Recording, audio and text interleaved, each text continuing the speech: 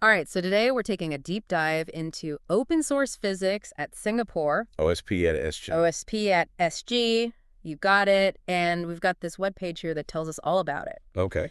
And it really seems like it's all about making physics more hands-on, less intimidating. Yeah, I think that's a really good way to put it. Less textbook, more experiment. And you know what's exciting about OSP at SG is it takes those physics concepts, that can sometimes be a little abstract in a textbook and brings them to life. Oh, so it's not just about memorizing formulas. Not at all. It's about actually experimenting and exploring and being able to visualize those concepts. So for someone who's never heard of OSP at SG before, Mm. can you give me an example of what that might look like?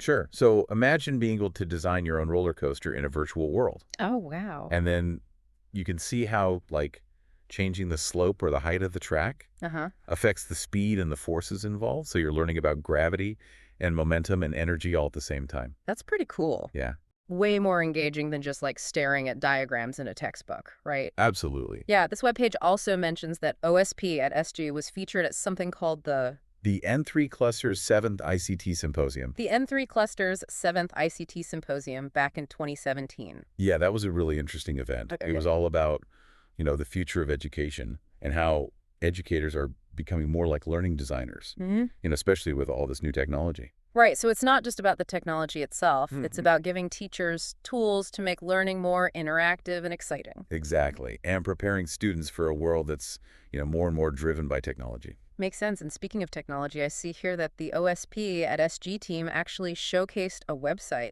at that symposium They did, yeah. with a whole collection of resources. It's a huge collection. How huge are we talking? They had over 300 open source physics resources. Wow, 300. Yeah, it's like a giant digital library, all free to access. That's amazing. What kind of resources are we talking about here? Well, there's everything from simulations like the roller coaster we talked about to interactive models, video analysis tools, Oh, wow. and they've even developed apps and ebooks so you can access a lot of these resources offline, Oh, that's cool. whether you're on an Android or an Apple device. So you could be, on a bus and be like, I'm going to learn about projectile motion Exactly. right now. That's pretty cool. Yeah, and it's been making waves for a while now. Yeah.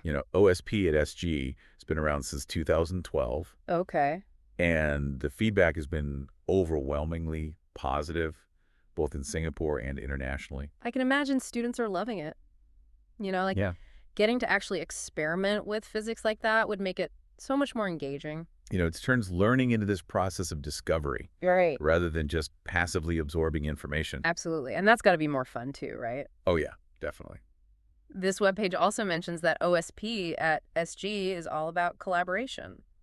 It is. It's a very collaborative effort. How so? Well, for one thing, you have 12 schools in Singapore. 12, Yeah, that have partnered with OSP at SG to really, integrate it into their classrooms. 12 schools. That's quite a network. Can you give us some examples? Sure. Yeah. So there's Anderson Junior College, Evergreen Secondary School, Hua Chong Institution. Okay. The list goes on and on. So they're not just using the resources, they're also contributing to the project. Absolutely. And it goes beyond just those 12 schools. Yeah. The OSP at SG community includes experts from all over the world. So it really is a global effort. It is a global effort, and they're all passionate about open source education. Okay. So we've got this global network of educators Right. all collaborating on this project to make physics Make physics fun and accessible. more accessible, Yeah. more engaging. Yeah. And it's all free. But it's all free. That's pretty amazing. It is pretty amazing. So tell me more about, how are these teachers actually using OSP at SG in the classroom? What does that look like? I want to give you an example. One of the things that's really inspiring about this is that the teachers aren't just using the materials as is. Oh, really? They're actually remixing them, adapting them to their own classrooms, and they're even creating new resources to share with the community. So it's like this constantly evolving ecosystem of learning. It is, yeah. Driven by the passion of these educators. Absolutely. Which is really cool. What's fascinating to me is that it feels like OSP at SG is almost challenging traditional ideas about how physics is taught. It's not just about lectures and textbooks anymore. It's true.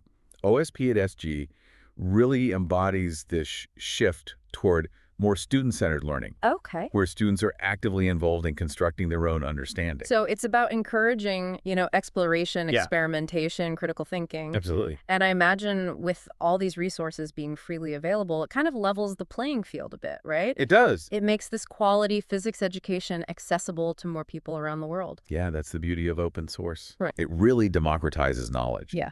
and empowers individuals to learn and grow regardless of, their background or where they are. This webpage also mentions that OSP at SG is helping to develop what they call 21st century competencies. Yeah. What does that mean? Well, think about, the skills that are in demand in today's world. Things like critical thinking, problem solving, collaboration, digital literacy, Right. and being able to adapt to new information and technology. Those are some pretty important skills. These are the competencies that, students need to thrive in this rapidly changing world. I see. And OSP at SG is designed to help cultivate those skills. So it's not just about physics content. Right. It's about equipping students with this broader set of skills that they can then apply in any field. Exactly. And in a world where information is so readily available, right at our fingertips, Yeah. the ability to think critically, analyze that information, and apply it effectively is more important than ever. It sounds like OSP at SG is really at the forefront of this educational shift.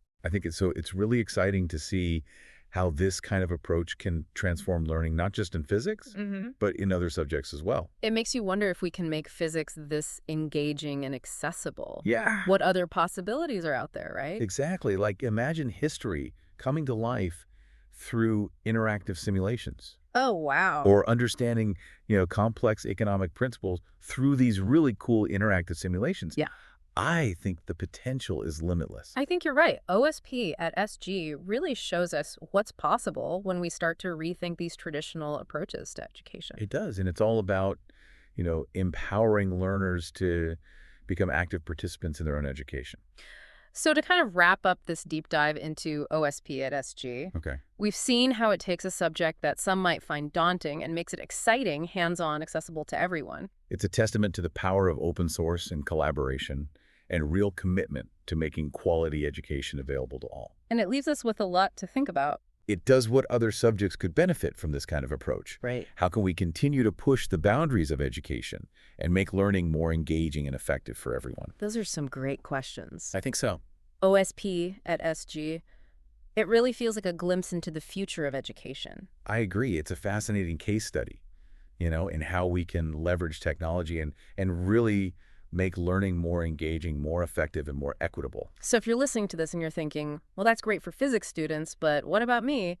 I think the big takeaway here is this approach to learning, this idea of active exploration and collaboration. It can be applied to so many different fields. Absolutely. I mean, imagine, learning about history by stepping into a virtual recreation of ancient Rome. Oh, wow. Or understanding complex economic principles through interactive simulations. Yeah. The possibilities really are endless. And that's what's so exciting about OSP at SG. It's not just about physics. It's about reimagining the learning process itself. It's about empowering learners to become active participants in their own education. And that's something we can all get behind, no matter what we're passionate about learning.